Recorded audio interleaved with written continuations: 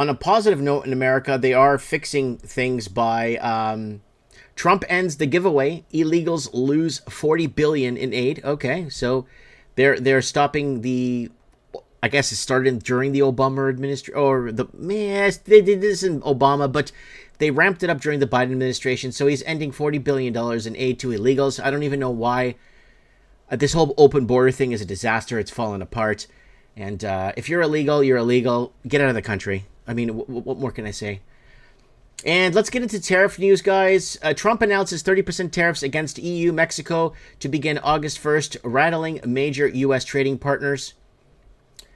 And we are not in normal times. Jolie says after Trump threatens 35% tariffs. And Industry Minister Melanie Jolie says that we are not in normal times as the federal government vows to protect jobs after U.S. President Donald Trump threat to impose 35% tariffs on August 1st. And Trump's $27 billion victory. The U.S. Treasury reported that $27 billion budget surplus for June 2025 credited to a sharp jump in tariff revenue. So the tariffs are making money for the United States. And Trump announces steep tariffs on 14 countries effective August 1st. Now, this is kind of... I brought this up here. It's a video I made. When Trudeau immediately went to go visit Donald Trump when he won. Trudeau visit to Trump to protect CCP interests, fentanyl trafficking, and housing affordability. And this is Canada with tariffs, agrees to work with U.S. on a trade, energy, and fentanyl crisis. Now, the problem is the fentanyl crisis that we're dealing with is from China.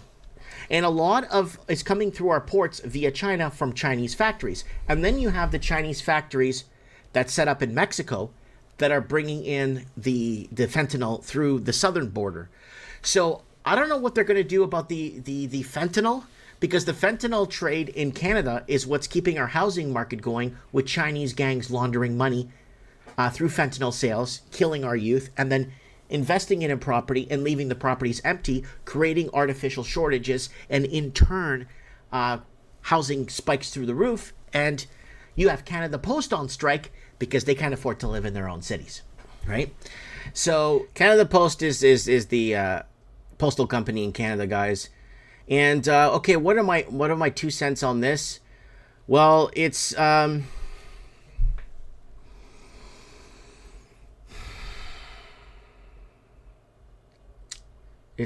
tight. This one's tight because I'm seeing it like this.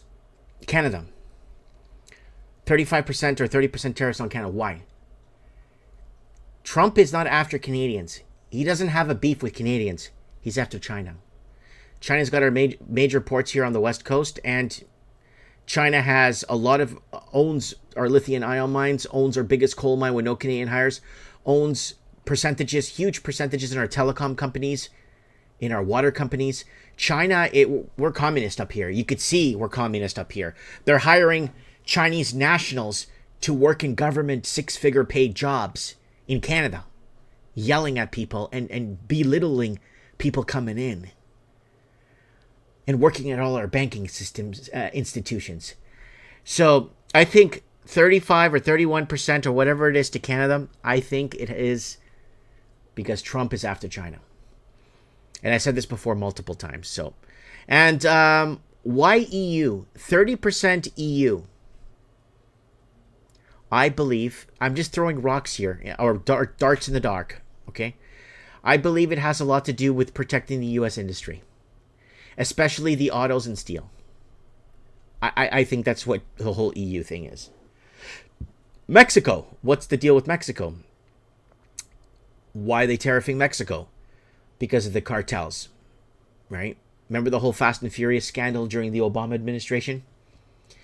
The cartels and the CCP fentanyl coming in through Juarez there. And we were reporting in 2019 and 2018 in Benito Juarez, the Chinese factory that was producing fentanyl and coming in through the southern U.S. border, murdering American youth, right? And they were talking 50% to Brazil. I don't know if I'm right, if this stuff changes every hour.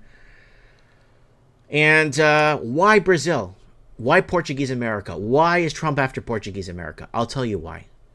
Because about 11 to 12% of Brazil exports go to the US, compared to 30%, 35% that goes to China.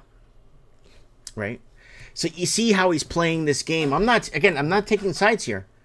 I'm just trying to figure out what the heck is going on here with this. And I know Japan and South Korea will be receiving 25% tariffs each. Myanmar, Laos, Thailand, 25 to 40%. Algeria, Iraq, Libya, and Sri Lanka, 30% each. So, and it goes back to this video where Trudeau, and we always knew that Canada was a Canadian Communist Party here with the Chinese infiltration.